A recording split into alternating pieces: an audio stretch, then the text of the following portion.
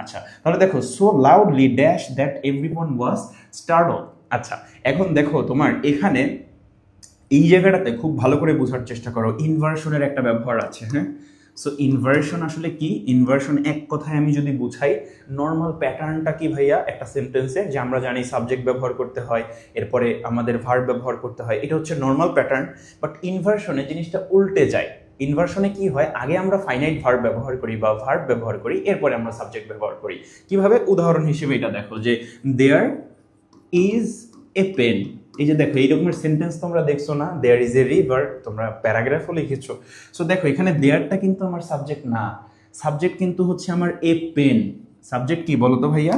A pen হলো আমার এখানে সাবজেক্ট, আর ইজ হলো আমার এখানে ফাইনাইট ভার্ব। তাহলে দেখো এই যে ফাইনাইট ভার্ব আমার আগে ব্যবহৃত হলো, এরপরে সাবজেক্ট ব্যবহৃত হলো, এই যে এটাই হচ্ছে ইনভার্সনের প্যাটার্ন।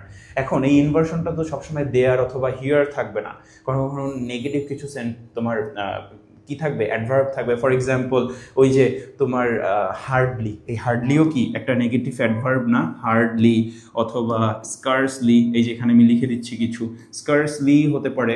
হ্যাঁ, স্কার্সলি হতে পারে। এই যে নো সুনার, এগুলো তো মুখস্থ করতে করতে তোমাদের জীবন শেষ, বাট কখনো তো ফিল করো না যে এটা একটা ইনভার্সনের প্যাটার্ন, তাই তো? আচ্ছা, সো নো সুনার হ্যাড, পড়ছো না এই সেন্টেন্সগুলো, মুখস্থ করাইছে না তোমাদের টিচার? সো নো সুনার এটাও কিন্তু কি তোমার, বলো তো ভাইয়া?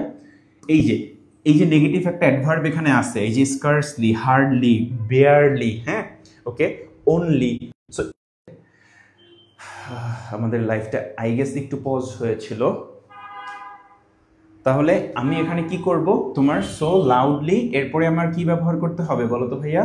সো লাউডলি এরপরে আমার অক্সিলিয়ারি কোথায় আছে? দেখো একটা অপশনসে আছে শুধু, আর বাকি একটা তো নাই। ডি কাটা, বি কাটা, এ কাটা। বিকজ প্যাটার্নটা কি হবে আমার, আমি এই যে সো লাউডলি আমার অ্যাডভার্বটা ব্যবহার করলাম এখানে, এরপরে আমাকে অক্সিলিয়ারি ব্যবহার করতে হবে, তারপরে আমার সাবজেক্টকে ব্যবহার করতে হবে, তারপরে আমার মেইন ভার্বকে ব্যবহার করতে হবে, জাস্ট লাইক কোয়েশ্চেন প্যাটার্নের মতো। সো এর জন্য কি, did he speak, so loudly did he speak that everyone was startled. এখন এইখানে বোঝার চেষ্টা করো মেইন সেন্টেন্সটা কিরকমের ছিল, যে হি স্পোক, এখানে কিন্তু এমন ছিল না যে হি ডিড স্পিক, এমন ছিল না। He spoke so loudly that. He spoke so loudly that.